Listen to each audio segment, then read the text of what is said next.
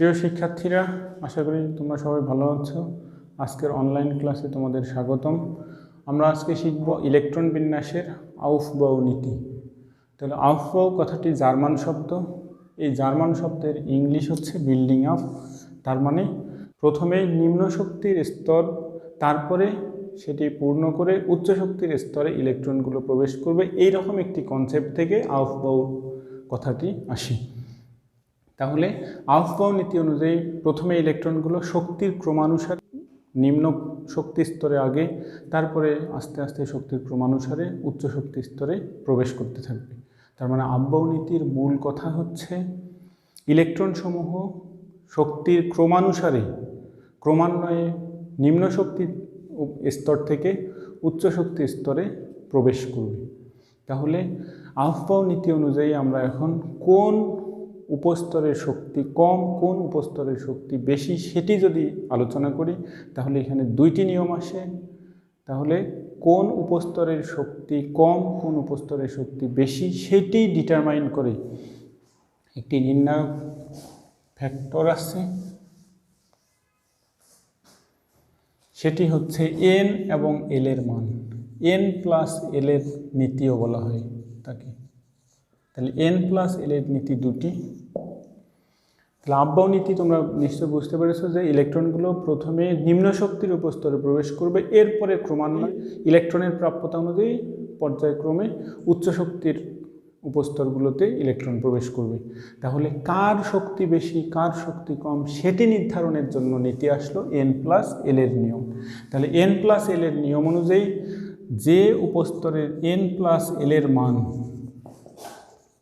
এল এর মান যার কম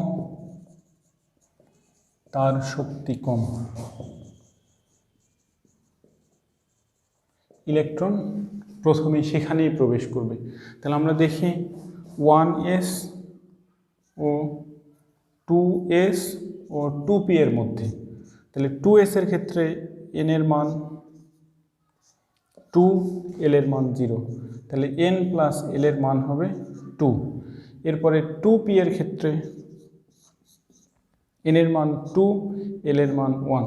তাহলে 2 এবং 1 যোগ করলে 3 হবে। তাহলে আমরা দেখতে পাচ্ছি 2s ও 2p একই শক্তি স্তরের দুটি উপস্তর, এর মধ্যে n প্লাস l এর মান s এর কম, 2p এর বেশি। সুতরাং ইলেকট্রন আগে 2s এ প্রবেশ করবে, তারপরে 2p তে প্রবেশ করবে। অর্থাৎ 2s এর শক্তি কম, 2p এর শক্তি বেশি। এরকম করে তুমি যদি 3s 3p 3d, 3s 3p এই দুইটির মধ্যে n প্লাস l এর মান নির্ণয় করো, তাহলে 3s এর ক্ষেত্রে n প্লাস l সমান হবে 3 প্লাস 0 সমান 3। এরপরে 3p এর ক্ষেত্রে হবে n প্লাস l এর মান, n এর মান 3, p এর ক্ষেত্রে l 1, তাহলে n প্লাস l হবে 4। তাহলে আমরা দেখছি 3s এর ক্ষেত্রে 3, আবার 3p এর ক্ষেত্রে 4।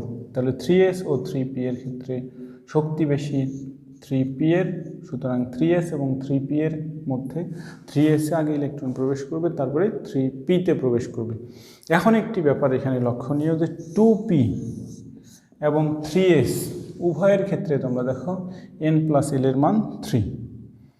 2p এর ক্ষেত্রে n প্লাস l এর মান 3, 3s এর ক্ষেত্রে n প্লাস l এর মান 3। এখন 2p এবং 3s এর মধ্যে কার শক্তি বেশি সেটিকে নির্ধারণ করবে। এটির জন্য আরেকটি n প্লাস l এর নীতি আছে, সেটি আমরা দেখব এখন।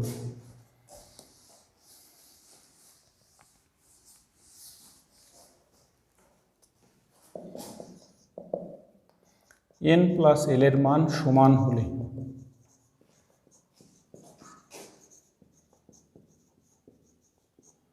যার n এর মান কম তার শক্তি কম। তাহলে ইলেকট্রন প্রথমে সেখানেই প্রবেশ করবে। এখন আমরা দেখি 2p ও 3s এর ক্ষেত্রে n প্লাস l এর মান 2p এর ক্ষেত্রে হবে 2 প্লাস 1 সমান 3, আর 3s এর ক্ষেত্রে n প্লাস l এর মান হবে 3 প্লাস 0 ইকুয়াল 3। তার মানে 2p এবং 3s উভয়ের ক্ষেত্রে n প্লাস l এর মান 3। এখন তোমরা দেখো 2p এর ক্ষেত্রে n এর মান 2, আর 3s এর ক্ষেত্রে n এর মান 3।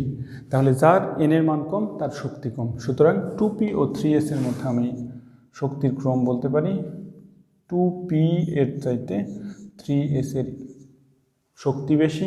সুতরাং 2p তে আগে ইলেকট্রন প্রবেশ করবে, তারপরে 3s, এটি পূর্ণ করার পরে 3s এ প্রবেশ করবে।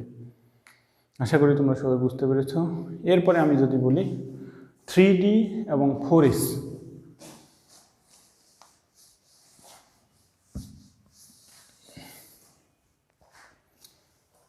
3d 4s এর ক্ষেত্রে কেমনটি হবে?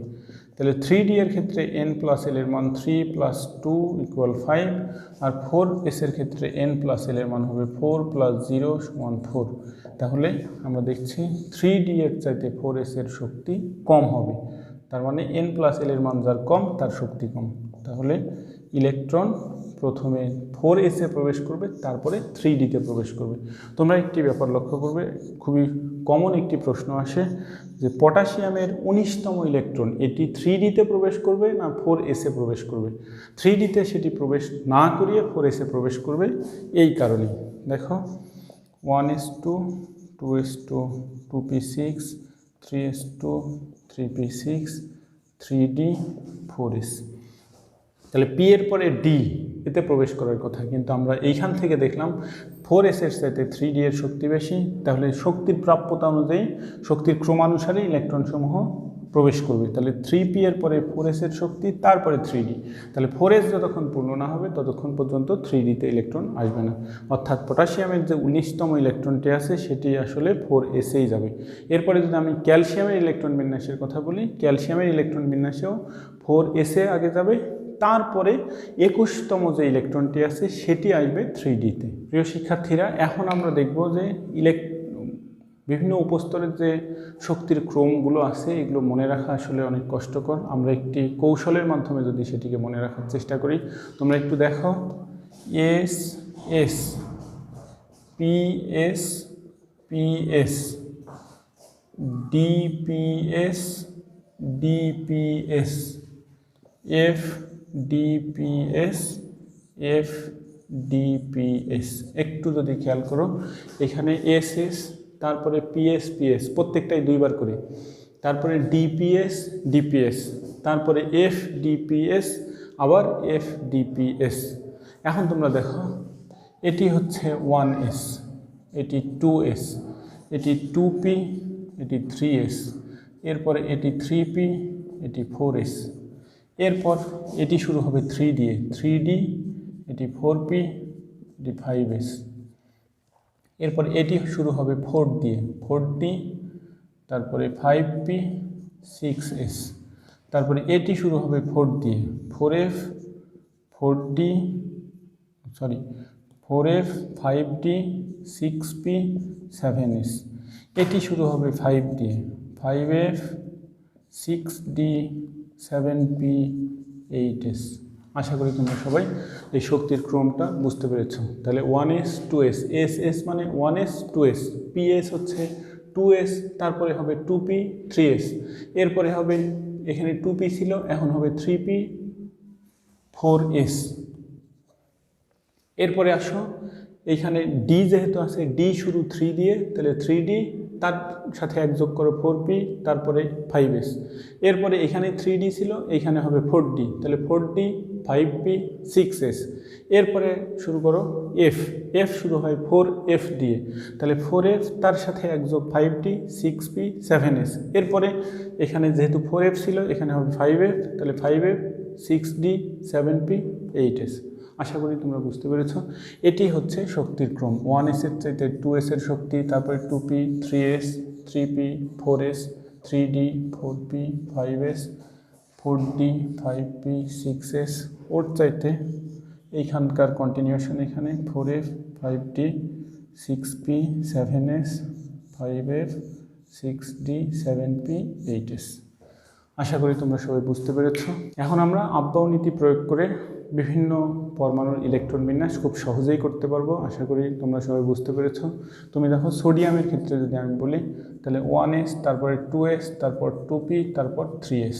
তাহলে সোডিয়ামের ইলেকট্রন সংখ্যা 11।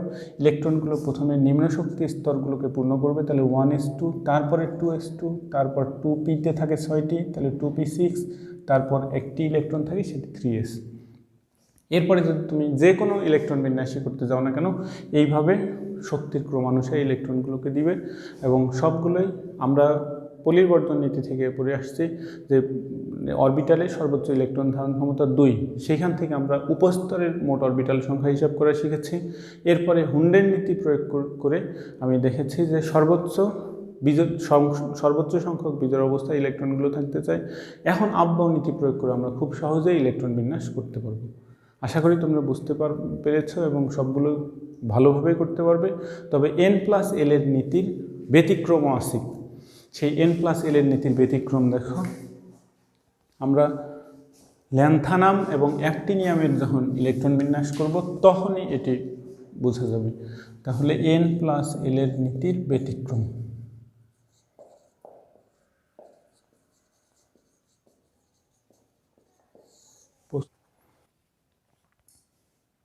তাহলে 4f এবং 5d এর ক্ষেত্রে তোমরা n+l এর মান নির্ণয় করো। তাহলে 4f এর ক্ষেত্রে n+l হবে 4 + 3 7, আর 5d এর ক্ষেত্রে হবে n+l সমান 5 + 2 7। তার মানে দুটির ক্ষেত্রে n+l এর মান সমান, অতএব যার n এর মান কম তার শক্তি কম। তার মানে 4f তার সাথে 5d এর শক্তি বেশি হবে। তাহলে ইলেকট্রন প্রথমে 4f-এ প্রবেশ করবে, তারপরে 5d-তে প্রবেশ করবে। তাহলে নর্মালি ল্যান্থানামের ইলেকট্রন বিন্যাস হওয়ার কথা জেনন, তারপরে জেননের ইলেকট্রন বিন্যাস, তারপরে 4f1, 5d-তে কোনো ইলেকট্রন থাকবে না, 6s। তার মানে 6s-এ আগে যাবে, তারপরে 4f, তারপরে 5d। কিন্তু প্রকৃতপক্ষে আমরা ল্যান্থানামের ইলেকট্রনিক কনফিগারেশন বা ইলেকট্রন বিন্যাস দেখি 6s-এ আগে যাবে, সেটি 2, তারপরে 4f-এ আসার কথা, কিন্তু সেটি না গিয়ে 5d-তে যায়। এটি হচ্ছে n+l এর নীতির ব্যতিক্রম। তাহলে এটি যা আসার কথা ছিল 4f-এ, সেটি না গিয়ে 5d-তে থাকে। এটি হচ্ছে প্রকৃতপক্ষে, আর এটি হওয়ার কথা ছিল। তাহলে এটি n+l এর নীতির ব্যতিক্রম। অ্যাক্টিনিয়ামের ক্ষেত্রেও তোমরা লক্ষ্য করবা এমনটিই ঘটে। তাহলে অ্যাক্টিনিয়ামের ক্ষেত্রে হওয়ার কথা ছিল, অ্যাক্টিনিয়ামের ক্ষেত্রে হওয়ার কথা ছিল 5, আগে 7s, তারপরে 5f, তারপর 6d। তাহলে 7s2, 5f1, 6d-তে কোনো ইলেকট্রন যাবে না। কিন্তু প্রকৃতপক্ষে অ্যাক্টিনিয়ামের ক্ষেত্রে দেখা যায় 7s2, তারপরে 5f-এ না গিয়ে সেই ইলেকট্রনটি 6d-তে প্রবেশ করে, সর্বশেষ ইলেকট্রন।